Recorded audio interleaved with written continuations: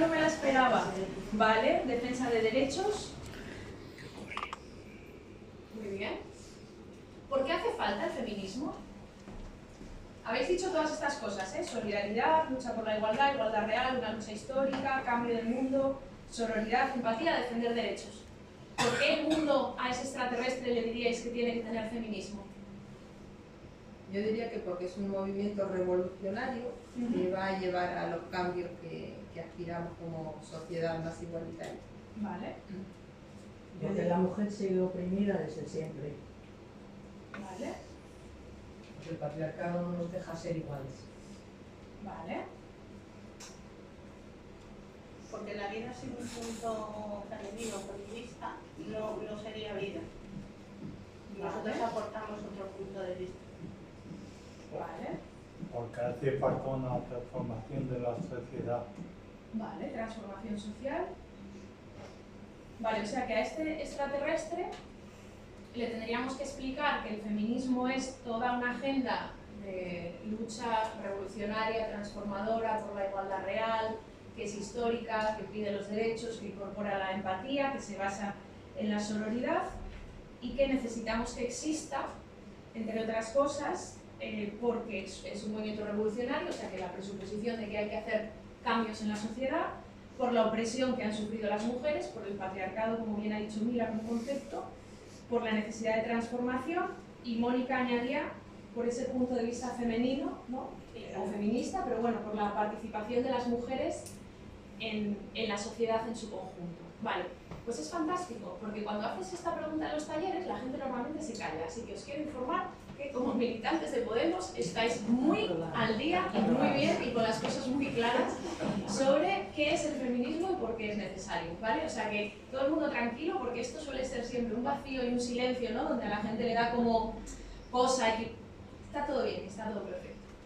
En la imagen que os he puesto, que luego las compañeras la ven un poco peor, pero cuando lo editemos se verá mejor, están para una revista que había a principios del siglo XX en España, obviamente hasta el golpe de Estado, que, bueno, pues como hoy El País Semanal, ese tipo de revistas así de colorinchis, ¿no? Que lo mismo tenían moda que política, y esa es una portada del año 33, justo antes de las elecciones, ¿no? De las primeras elecciones en las que votaron las españolas.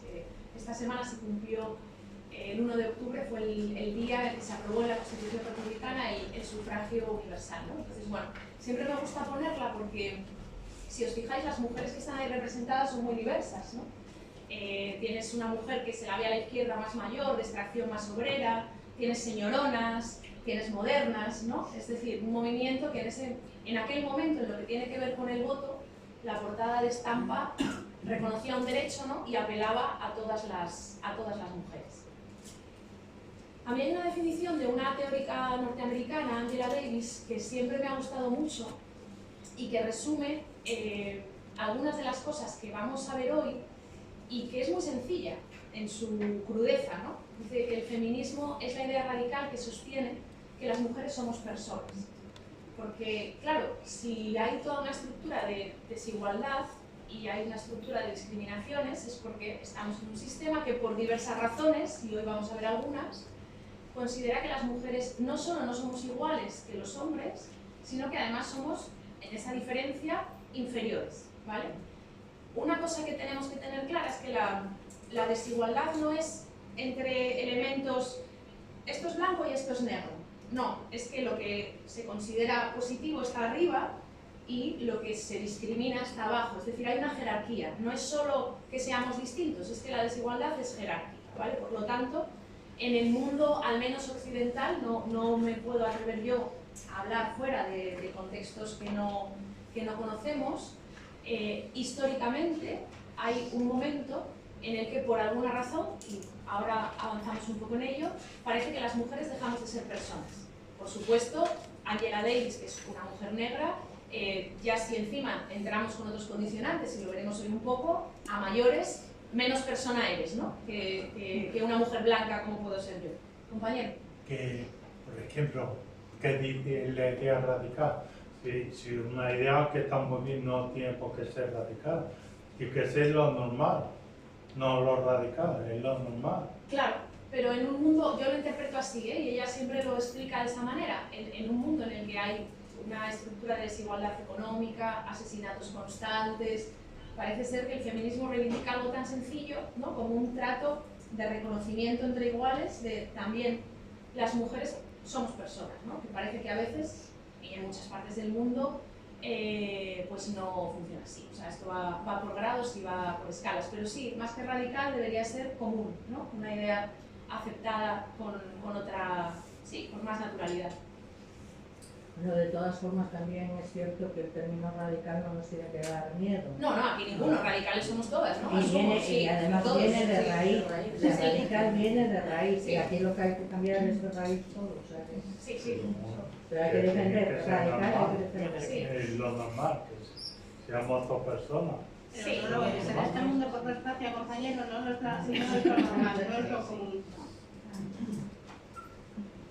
Bueno, vamos a ir un poco al origen de esto, ¿vale? Antes de ir a las cuestiones de concepto, si me embalo me paráis, de verdad, insisto mucho porque me conozco, que yo pongo el rollo profe y estoy aquí hasta mañana. Estoy hablando y voy a hablar sobre todo desde la perspectiva de Occidente, ¿vale? Cuando digo Occidente digo Europa, este cacho para acá además, Francia, Inglaterra, Países Bajos, Italia, España, Portugal y Estados Unidos, es decir, esos contextos y si acaso los lugares donde estas ideas, cuando, bueno, pues un régimen colonial las lleva, ¿no? Probablemente muchas de las cosas que yo voy a decir aquí, si hay compañeras de países de América Latina, puedan compartir, por ejemplo, el origen, pero no por su desarrollo propio, sino porque había una potencia colonial que lleva los debates, ¿no?, de la metrópoli a la colonia, ¿vale? Pero que esto, insisto, porque vamos, que si tengo que explicar yo esto en China, me callo, marcho y no tengo ni la más remota idea, ¿vale? Para que nos ubiquemos que estamos poniendo las coordenadas de casa, ¿vale? Entonces, históricamente, aunque, como bien decía la compañera Carmen, las mujeres y los hombres en general contra las injusticias, pero en lo que nos atañe aquí, las mujeres han dado la batalla siempre, en todos los momentos históricos, hay luchas, hay disputas, igual que las hay pues, de la clase obrera, del campesinado en la Edad Media, de los esclavos romanos, es decir, lo de la opresión el ser humano en general lo lleva Rebulich, ¿vale? Pero sí que es verdad que el feminismo como movimiento político, teórico y como fenómeno histórico se considera que nace en la Ilustración, ¿vale?, en el siglo XVIII, que en general es el momento en el que todas las ideas de democracia, de igualdad, de república, de derechos comienzan, ¿vale? La Ilustración no es solo importante para las feministas, lo es en general para las democracias occidentales, ¿no? Porque esas ideas con las que hoy manejamos, ¿no?, cuando hablamos de derechos humanos y cuando hablamos de separación de poderes, cuando hablamos del contrato social, esas se crean en esa filosofía ilustrada y tienen los grandes momentos estelares que son muy gustosos, aquí por desgracia no funcionaron igual, que son la guillotina, cuestionar las monarquías y cambiar la manera medieval y tradicional de vivir en Europa por otra que teóricamente, luego claro, al cocer toda la teoría mengua, ¿no?, pero que de repente tenemos sujetos, ciudadanos, que son libres, que son iguales, que en lugar de tener un rey van a votar a sus representantes, ¿no?, toda una serie de todos esos principios de la democracia liberal, por así decirlo, que siguen funcionando hoy, aunque lo hayamos olvidado, nacen ahí, ¿vale? Lo que pasa que, claro, cuando se habla de los derechos del hombre y del ciudadano en la Revolución Francesa, coño, casualidad, no hay ciudadanas y no hay mujeres, ¿no?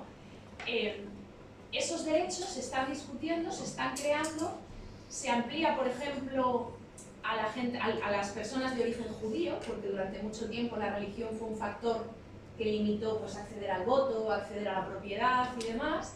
Se llega incluso en esa asamblea revolucionaria francesa a abolir la esclavitud, ¿no?, que es como una... Pero luego van para adelante y para atrás porque, en fin, el colonialismo y Europa, ¿no? Pero sí que en ese momento dicen las personas de las colonias, las personas negras, las personas judías, las personas de no sé qué religión, todas esas van entrando, ¿no?, en los derechos humanos. Abrimos la puerta y nos damos cuenta de que, hostia, esta persona es otra como yo, somos iguales, le reconozco derechos.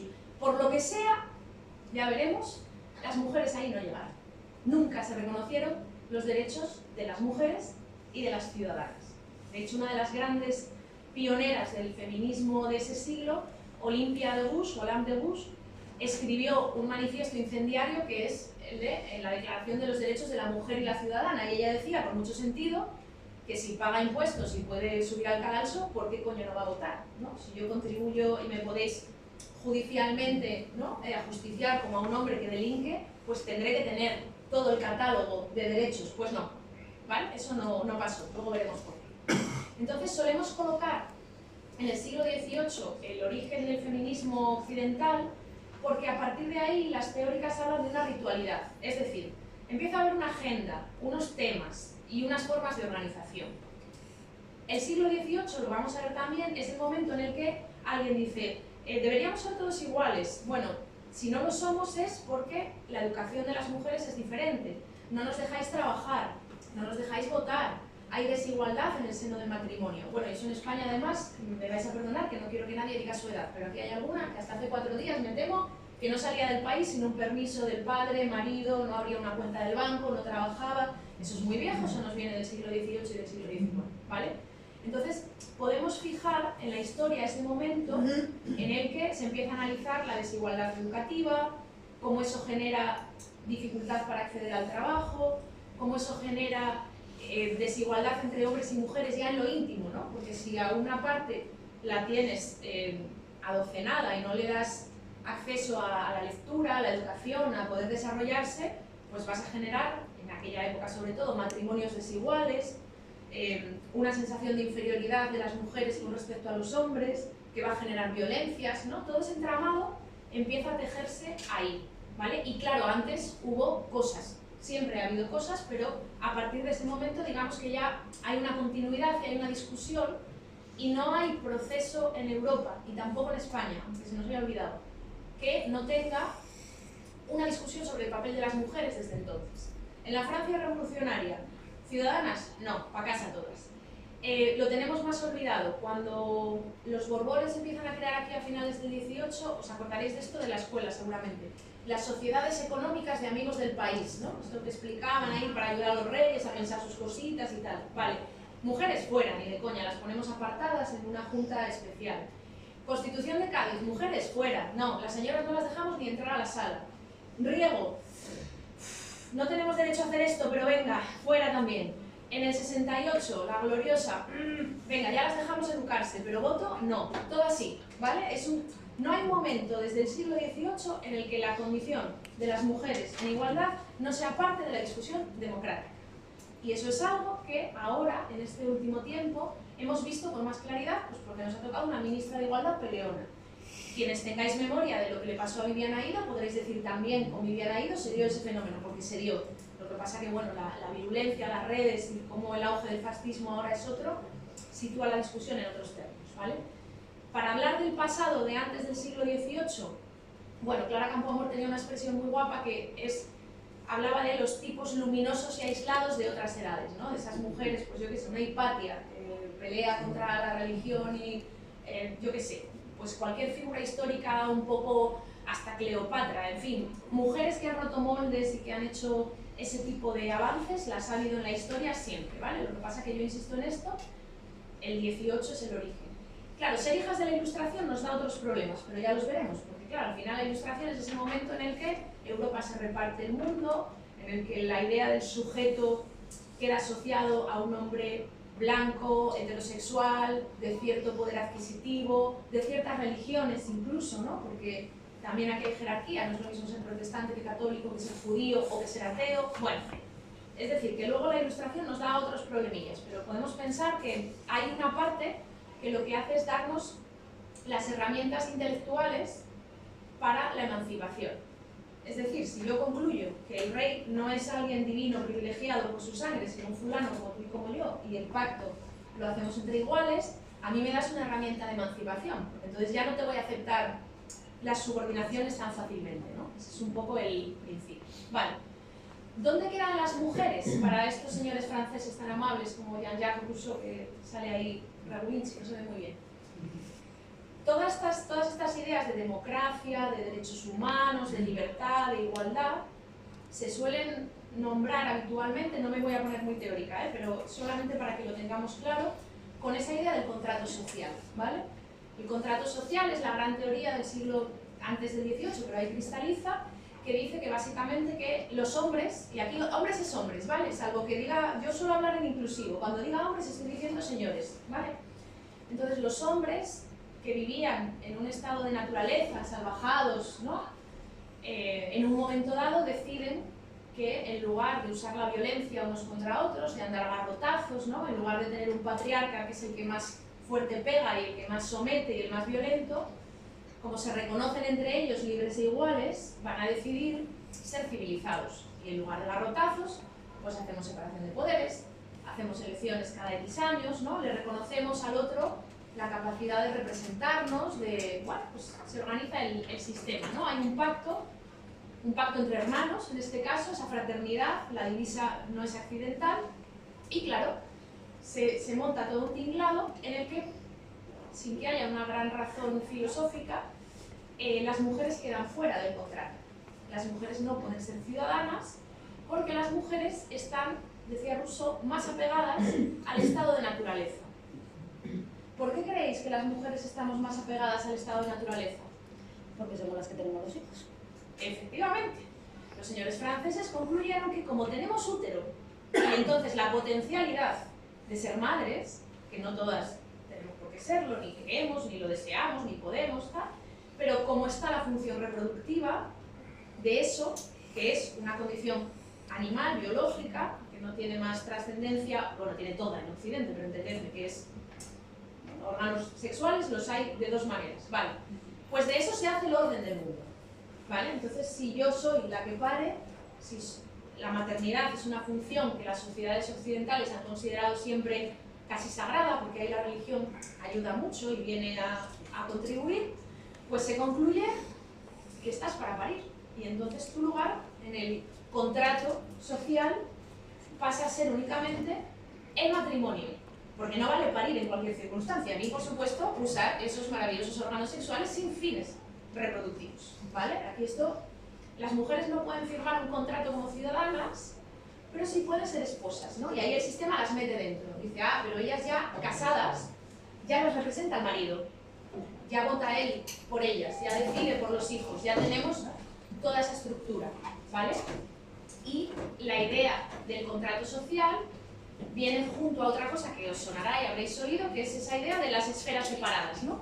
La esfera pública es donde los varones trabajan, hacen política, juegan a fútbol, se matan en guerras, escriben libros, son intelectuales, y la esfera privada, familiar, doméstica, donde están las mujeres, ángeles del hogar, reinas maravillosas que se ocupan de los hijos y de que, en realidad, ¿de qué se ocupan? De que la propiedad privada se herede bien. Estamos hablando de burgueses por ahora, ¿eh? Este tinglado lo montan las clases medias intelectuales de aquella Europa. Yo necesito que la mujer, la esposa, esté controlada dentro del matrimonio, que no salga fuera, porque esos hijos al final heredan, ¿no? Y la economía, aquí ya entran otro tipo de factores, ¿no? De reproducción de clase social, de los patrimonios y de las herencias. En esa época, cuando había una separación, el padre se quedaba con los hijos. Pues esto es muy interesante porque la Revolución Francesa discute el derecho al divorcio y hay un momento en el que amaban con que sí, pero luego es que no. Y el divorcio es un derecho del siglo XX, porque efectivamente el padre, la figura del hombre, del ciudadano, tiene derechos sobre los hijos que siguen todavía hoy muy fuertes. Es más difícil quitar una patria potestad a un maltratador convicto, condenado, que quitársela a una mujer. Esto lo saben las compañeras que están en el ámbito de los derechos sociales y de servicios sociales, ¿no? Una persona en condición de vulnerabilidad a día de hoy comete un error para el sistema, le van a quitar a ella antes los hijos que todos los casos que tuvimos de madres protectoras, ¿no? De mujeres que por evitar que sus criaturas se vayan con el maltratador condenado, no por accidente, condenado, acaban ellas en la trena. El caso de Juana Rivas, la patria potestad, la paternidad es uno de los ejes fundamentales de ese poder, ¿vale? Por eso quieres que las señoras estén en su casa. Entonces, este sistema se monta filosóficamente a finales del siglo XVIII, cristaliza, por así decirlo, y es básicamente cómo se organiza, al menos en el caso español, toda la vida del siglo XIX. Tenemos el periodo republicano, donde intentamos ver si rompemos un poquito con eso, aunque es difícil. El franquismo, ese es el modelo, que lo hablaremos ahora también, ideal y perfecto de esto, y seguimos peleándonos con él, porque al final las libertades son otras, sería muy injusto para la lucha histórica decir que estamos peor que... No, estamos mejor que nunca en ese sentido, ¿no? El avance es evidente, pero sí que es verdad que quedan cositas, ¿no? De estructuras y de poderes que explican esa desigualdad, ¿no? El mundo se monta, ciudadano, hombre, fuera de casa, haciendo cosas fuera de casa, las señoras, esposas, criando hijos al interior del hogar, sin derecho a educación, a trabajo, a nada, en ningún código civil ni nada por el estilo, ¿vale? Esto que es una ideología de clase media en origen, ¿vale? Acaba calando y permeando a toda la sociedad, porque al final, con el apoyo inexcusable, que además les viene de lujo, de las religiones en general y la católica en concreto, que es la que nos afecta, los valores de clase obrera no son distintos a estos, ¿no? Eso, 2 siglos después, casi 3, estamos todas un poco igual. Entonces, de hecho, porque además a algunos sonará, escogí unas imágenes para ilustrar un poco esto. La que se ve aquí arriba a la izquierda, pues es principios del siglo XIX, ¿no? Es como la imagen de esa mujer de clase media, con los niños perfectamente vestida, ¿no? Y abajo también otra de principios del siglo XX, está la mujer con el uso, la rueca, la cuna del bebé, acunándolo, ¿no? Con esas labores tradicionalmente femeninas, porque tener un útero, por lo que sea, te hace más capaz de fregar, de lavar, de planchar, de cuidar el paisaje, no sé, por lo que sea, ellos me lo tienen que explicar, pero bueno, funciona un poco así. Y luego, pues estas imágenes fascinantes que si alguien aquí quiere contribuir porque tiene experiencia de ello, que lo diga, que es la sección femenina de Falange, ¿no? Cómo volvemos de ese 19-18 a un modelo. Aquí están haciendo las canastillas, ¿no? Que era muy típico, los concursos de canastillas de la Falange, canastillas del bebé, para preparar la maternidad, para que las mujeres cuidaran a las criaturas de una determinada manera. Van aquí, son de bastante al principio, como podéis ver, porque se ven los mandilones estos que me llevan con el yugo y las flechas y demás. Y aquí está la colegui, Pilar Primo de Rivera, hija del dictador Miguel Primo de Rivera, que se nos ha olvidado, pero antes de la República hubo una dictadura en este país, y hermana de se me ha olvidado, José Antonio Primo de Rivera, ¿vale? Que fue la responsable, es a la que bueno, esto sería otra formación y estoy segura de que alguien la podría dar mejor que yo, pero bueno, el franquismo coge las ideas de Falange para acabar con ellas, en realidad, ¿no? Hace como un mixto picos rápido y sencillo, pero lo que es el fascismo español más genuino de la Falange, a Franco le interesa poco, usa lo que le interesa y lo demás pasa. Pero coño, lo de las mujeres le interesa mucho. Eso sí, ¿no? Todo el poner a las mujeres a trabajar, a producir, esa ideología le interesa mucho. Y eso sí les interesa por esto. ¿Qué os salió? Contraste, ¿eh? Tenemos aquí 19, un poquito de sección femenina, y vamos a hacer una pausa entre una cosa y otra. Estas son imágenes de... La productividad, somos mera pero, mano de obra también. No, sí, la República, claro. Vale. Las escuelas, ya, La escuela. Claro, yo tengo mujeres de canastilla, la formación, ahí está. ¿Vale? Aquí tenemos uso, rueca, aguajes, que está muy bien, si yo... No hay un cuestionamiento en esto, pero es simplemente de cuando te dirigen a hacer solo esto, que no eliges, y durante los años, esto es desde mediados del 14 hasta los años 30, estas imágenes, pues hay otra propuesta y otro modelo de maneras de entender el papel de las mujeres en la sociedad, ¿vale? El cuadro es un cuadro de Ángeles Santos, que es una pintora de principios del siglo XX, que se llama La Tertulia, y hay 4 mujeres que veis la ropa, ¿no? De esas modernas, de esas flappers, así, pues con el pelo más corto, una está fumando, se ve algo de carne, están leyendo, ¿no? Están de tertulia, que es una institución muy española que las mujeres también habían estado históricamente fuera. Y el resto son imágenes de la residencia de señoritas, ¿vale? Tenemos, ¿os acordáis? La residencia de estudiantes, donde estuvieron Lorca, Dalí, Buñuel, Pampín, Malacasitos. Bueno, pues había una residencia de señoritas que se llamaba así para las mujeres, obviamente de clases acomodadas, no era accesible a todo el mundo, aunque la República extendió este modelo mucho más allá, que querían ir a estudiar a Madrid y estar como en unas buenas condiciones, ¿no? Entonces, a la izquierda se ve, parece productividad, pero no lo es. Esto es el laboratorio de la residencia de señoritas, el laboratorio Foster, que cuando Marie Curie viene a España en los primeros años 30, les da clase a las muchachas ahí. Y se queda en la residencia de señoritas, Marie Curie, Y bueno, es como otra España, ¿no? Aquí abajo están dando clase de inglés, no se la ve bien, pero está María de Maeztu, que fue la directora de la residencia, y la imagen de arriba es una imagen de la biblioteca de la residencia de señoritas, ¿no?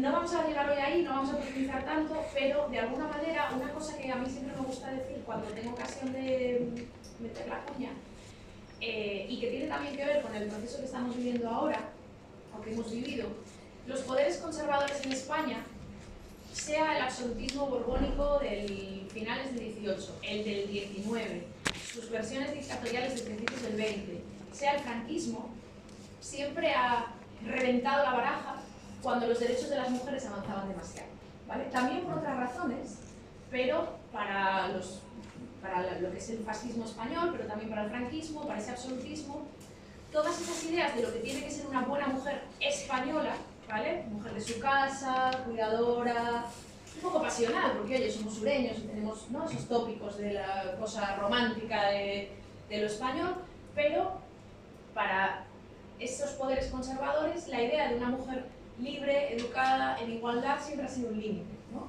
O sea, la roja es el anatema del conservadurismo español.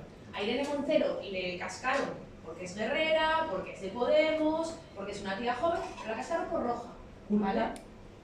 Sí, pero pensad en esto, por esa idea de las rojas, de las milicianas, de las guerrilleras, hay una violencia específica contra la mujer en igualdad que se expresa por los fascismos españoles, por los absolutismos, por lo que hayan sido en la historia, de manera muy concreta contra esa idea de libertad de las mujeres, ¿vale? No es un accidente que la derecha tenga ese desprecio por la libertad de las mujeres, porque para ellos eso es lo contrario de España, o de su idea de España. Su idea de España es muy limitada en muchas cosas, y entre ellas en considerar que las mujeres son, bueno, pues que tienen que ser más contrato social viejo, más perfecta casada, que cualquier otro tipo de cosa, ¿vale? ¿Vamos bien hasta aquí? ¿Se puede preguntar ahora o más? Pregunta, sí, interrúmpeme, que si no luego nos vamos a... me lío yo. Sobre el tema de Irene Montero. A ver, yo creo que hubo ataques desde varios frentes, en mi opinión, porque yo asistí bastante al tema, lo veía todas las semanas. Y igual chocar lo que voy a decir, pero yo creo que desde el feminismo filosófico, desde las feministas más mayores, españolas, que ya están reconocidas, académicas la mayoría, hubo ataques en algunos aspectos de los planteamientos feministas de Irene Montero. Por ejemplo, en el tema de la inclusión del tema de la transexualidad, por supuesto, el tema de la ley trans, por supuesto. En el tema de la prostitución, que es súper polémico y muy difícil, pues también, interpolar nombres. Jacobo Díez, o Jacobo... Todas conocidas. En fin, sí. Ana de Nivel, escribió otro libro, etc. Entonces, luego, la generación joven a la que pertenece Irene Montero, hay pocas teóricas feministas españolas en mi opinión, las que yo conozco. Clara Serra Sánchez, que estuvo en Podemos, que es la hermana de Isabel Serra. Esta mujer es profesora de filosofía y tiene algún libro escrito. A ver, estoy pecando de soberbia, porque es verdad que puede haber más pensadores feministas de esa generación que yo no conozco, es verdad. Pero bueno, de las que más salen a las redes sociales o a la luz pública, es Clara Serra. Y todas las feministas estas mayores de la generación esta, como que la señora. Porque están defendiendo el feminismo interseccional con una perspectiva más de clase, y esto las feministas filosóficas, las académicas, que son mujeres ya de clase media, incluso de media alta, bueno, burguesas y medias. Entonces, hay un conflicto, yo creo, ahí de clase, que no... Hay un conflicto que subyace, que es que las feministas estas académicas les falta perspectiva de clase, en mi opinión, porque además son filósofas, no son sociólogas, son filósofas, la mayoría. Menos Rosa Cobo y bueno, puedes hacer filosofía y tener perspectiva de clase, ¿eh? No es excluyente, pero sí que es verdad. Sí, no, lo que ha dicho el compañero es interesante y cuando nos centremos en el ministerio es uno de los factores. O sea, yo ponía este ejemplo con la idea de la roja porque me parece que a veces perdemos de vista que, bueno, que este país tiene una historia y que los mismos elementos que están gobernando ayuntamientos, bancos, empresas, ¿no? Pues tú te pones a rastrear apellidos y acabas en el 19, acabas en marquesados, condados y, ¿no? En fin, de aquella época. Pero sí, evidentemente también hay un factor generacional, está el perder poder que has tenido, el acceso de las parias a la institución, que no estaba previsto en ningún esquema, hay varios elementos diversos, pero bueno, hay uno, la besania, el odio, la violencia sexual incluso, tiene una raíz muy relacionada con que, bueno, la roja es la anti-España, ¿no? Porque esto les desestabiliza su esquema, ¿vale? Un resumen rápido, pero muy rápido, ¿vale? Para entender un poco que hablamos de una historia de 4 siglos, y lo he querido resumir así, cuando tengamos un momento para